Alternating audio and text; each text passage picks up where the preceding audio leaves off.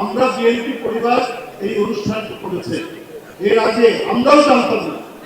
আমরা এই দলের লোক, দলের 2010 সাল থেকে বা 9 সাল থেকে যারা ক্রস ফায়ারে মারা গেছেন, যারা গুম হয়েছেন, যে সমস্ত পরিবার, আমরা যারা দলের অনেক নেতা কর্মী আমরাও জানতাম না, কিন্তু তিনি গোপনে যেভাবে সেই সমস্ত পরিবারের সাথে যোগাযোগ করতে, এখনই একজন ভদ্রমহিলা বৈশাখ থেকে এসছেন, তিনি চেয়ারম্যান মহোদয়ের সাথে কথা বলছিলেন যে তিনি কিভাবে ওই পরিবারকে সহযোগিতা করেছেন, কিভাবে তিনি সেই পরিবারের পাশে থেকেছেন।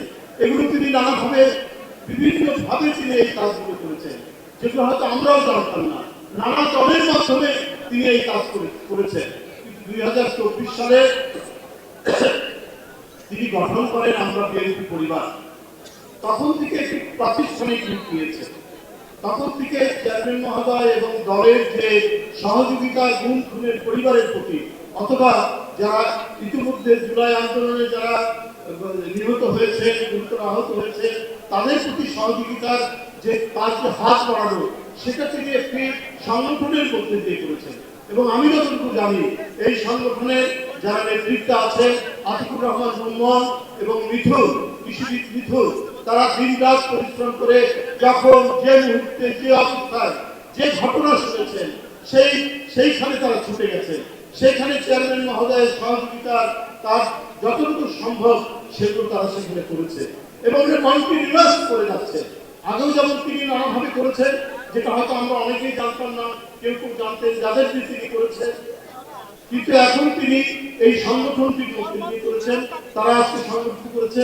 আমি আপনাদের সাথে প্রতিশ্রুতি দিচ্ছি এবং বলছি, এই অনুষ্ঠানগুলি হতে থাকবে যতদিন পর্যন্ত আমাদের গণতন্ত্র আরো নিশ্চিত হবে এবং যতদিন পর্যন্ত আমাদের গণতন্ত্র, স্বাধীনতা, সার্বভৌমত্ব প্রতিষ্ঠিত থাকবে, ততদিন পর্যন্ত আপনাদের যে অবদান, আপনার সন্তানের যে অবদান, আপনার সন্তানের যে হারিয়ে যাওয়া, আপনার সন্তানের রক্তাক্ত লাশ যেখানে দাফন করা হয়েছে, তাদেরকে বাদ দিয়ে, তাদেরকে দূরে রেখে আর কোনো অর্জন হতে পারে না, আর কোনো কিছু হতে পারে না, কোনো কাজ হতে পারে না। যে সরকার গঠিত হবে, যদি জনগণের শুভেচ্ছায় সমর্থনে বিএনপি সরকার গঠন করে, তাহলে এই সমস্ত পরিবারকে অগ্রাধিকার দিয়ে তাদের সামগ্রিকভাবে পুনর্বাসন থেকে শুরু করে তাদের সামাজিকভাবে তাদের প্রতিষ্ঠা এবং মূল্যায়ন, যেটির কথা বারবার ভারপ্রাপ্ত চেয়ারম্যান জনাব তারেক রহমান বলেছে, সেইটা তিনি বাস্তবায়ন করবেন।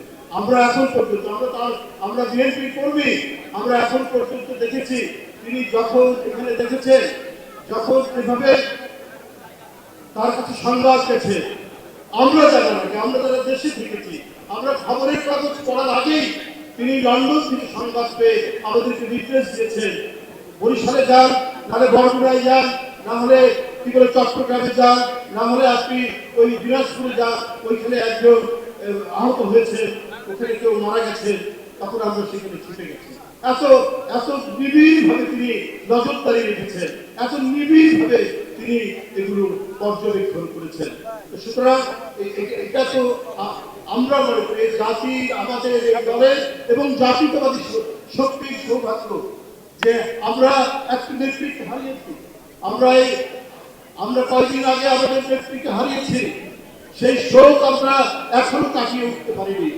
৪৪ বছর ধরে গোটা জাতির স্বপ্ন এবং এই জাতির স্বাধীনতা, সার্বভৌমত্ব, গণতন্ত্রের প্রশ্নে যাকে কেন্দ্রে পারা যায়নি, যাকে দমন করা যায়নি, যার মাথা নত করা যায়নি, সেই নেত্রী আজ আমাদের মাঝে নাই। কিন্তু তার যে পতাকা, সেই পতাকা আজকে তারেক রহমান ধরেছে।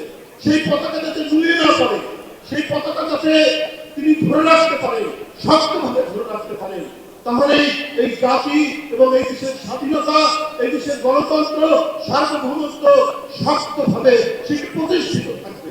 আমরা সেই সহযোগিতা আমরা তাদেরকে করব, কারণ অনেক রক্ত ঋণে আবদ্ধ এই জাতি, এই রক্তের ঋণ পরিশোধ করতে হবে। আমরা দেশে দেশে এক সময় পড়েছি যে কিভাবে স্বৈরাচার ফ্যাসিস্টরা মানুষের অত্যাচার করেছে, চুরের গ্রামের মধ্যে রাজনৈতিক প্রতিপক্ষকে ডুবিয়ে দিয়েছে, পিছন দিক থেকে ট্রাক চালিয়ে দেওয়া হয়েছে রাজনৈতিক প্রতিপক্ষকে। আমরা নিজের চোখে এবার দেখলাম শেখ হাসিনা সেই ভয়াল পরিস্থিতি। সন্তানকে মায়ের কোল থেকে, স্বামীকে তার স্ত্রীর কাছ থেকে অথবা সন্তানের কাছ থেকে ধরে নিয়ে গিয়ে পাট খেতে, ধান খেতে, বাস ধানের মধ্যে কিভাবে গুলি করে ধরে রেখে রাখা হয়েছে, কিভাবে ধরে নিয়ে যাওয়া হয়েছে ইলিয়াস আলীকে, কিভাবে ধরে নিয়ে যাওয়া হয়েছে হুমায়ুন পারভেজকে, কিভাবে ধরে নিয়ে যাওয়া হয়েছে সাইফুল ইসলাম হিরুকে, জাকিরকে, সুমনকে, আর কত নাম বলবো।